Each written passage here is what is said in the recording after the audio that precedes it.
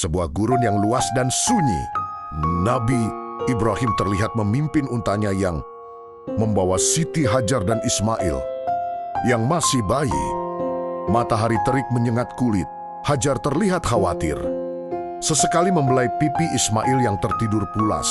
Nabi Ibrahim seorang nabi yang telah lama mendamba keturunan, kini diuji dengan perintah yang paling berat. Allah memerintahkannya untuk meninggalkan istri dan putra semata wayangnya. Ismail di sebuah lembah gersang yang belum berpenghuni. Mereka tiba di sebuah lembah yang dikelilingi perbukitan tandus. Tanpa satupun tetumbuhan hijau, hanya ada beberapa batu besar dan pasir. Siti Hajar melirik sekeliling dengan cemas Ibrahim. "Di sinikah?"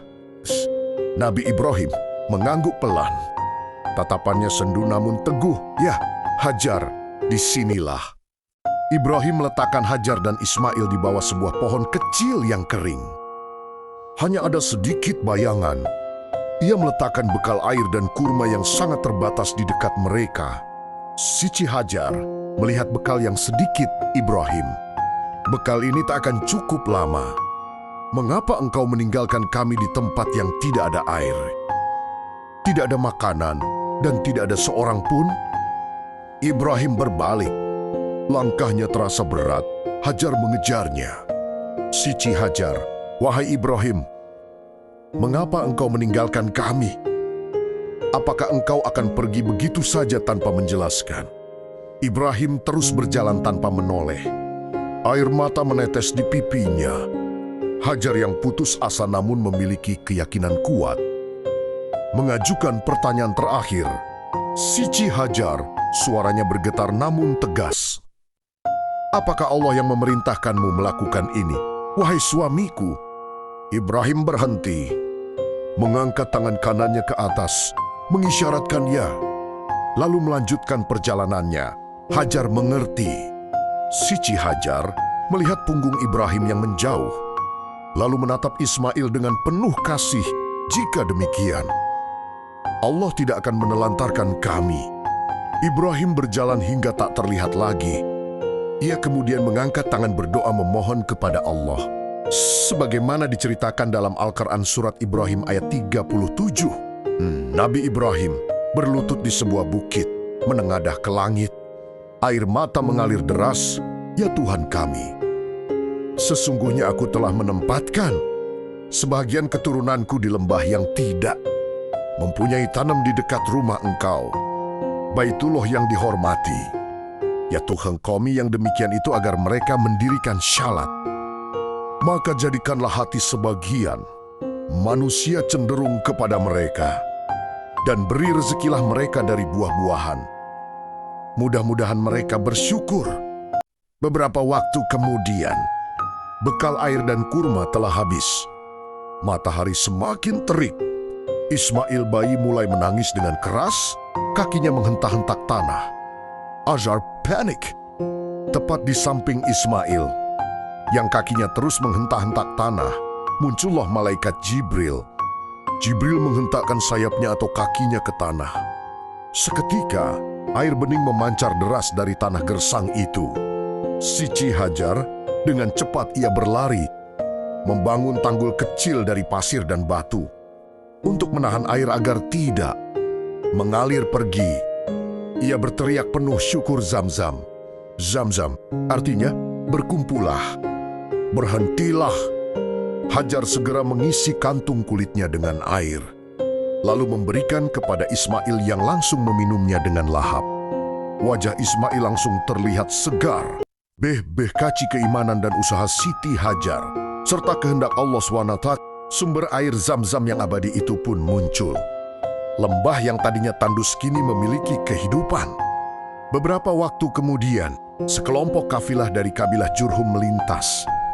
Mereka melihat burung berterbangan di sekitar lembah, tanda ada air. Zamahung, lihat, ada burung-burung di sana. Pasti ada air. Jemaah 2, mustahil ada air di lembah ini. Tapi mari kita selidiki. Mereka mendekat dan terkejut melihat Siti Hajar dan Ismail serta sumber air yang melimpah. Jemaah satu sungguh keajaiban. Apakah kami boleh bermukim di sini? Siti Hajar, kalian boleh tinggal. Dengan syarat kalian tidak mengganggu. Sumber air ini dan kami memiliki hak atas air ini. Kabilah Jurhum setuju. Lembah yang tadinya sepi, kini menjadi ramai. Ismail tumbuh besar di antara mereka, belajar bahasa Arab dan berbagai kebiasaan. Bertahun-tahun berlalu, Ismail tumbuh menjadi pemuda yang gagah dan berbakti. Namun, Allah kembali menguji Nabi Ibrahim dengan ujian yang lebih berat. Ia bermimpi. Di pagi hari, Nabi Ibrahim terlihat gelisah. Ia telah bermimpi yang sama selama 3 malam berturut-turut. Nabi Ibrahim berbicara pada dirinya sendiri. Wajahnya sendu, ini bukan mimpi biasa. Ini adalah perintah dari Tuhanku. Ibrahim menemui Ismail. Ia mencoba mencari kota yang tepat dengan hati yang berat. Nabi Ibrahim, wahai anakku, Ismail. Ismail, ya ayah. Ada apa? Nabi Ibrahim, ayah melihat dalam mimpiku bahwa aku menyembelihmu. Ismail terdiam sejenak. Namun, wajahnya tidak menunjukkan ketakutan, melainkan ketenangan dan kepasrahan. Ia tahu bahwa mimpi seorang nabi adalah wahyu dari Allah.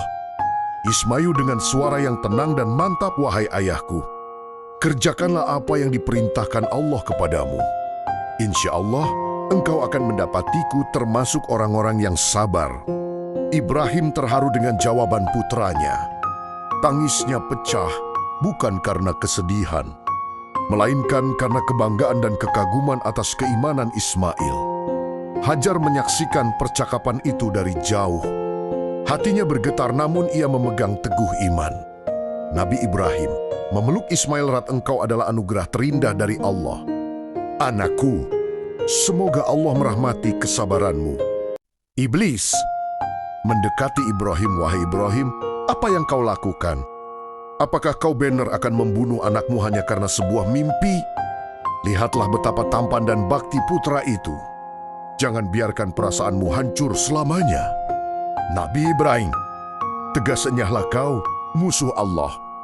Perintah Tuhanku lebih tinggi dari segala cintaku pada dunia. Ibrahim mengambil kerikil dan melemparkannya ke arah iblis. Iblis menghilang. Lalu muncul di samping Ismail. Iblis, Ismail, tidakkah kau lihat ayahmu sudah kehilangan akal? Dia ingin membunuhmu. Lari sekarang, diselamatkan nyawamu.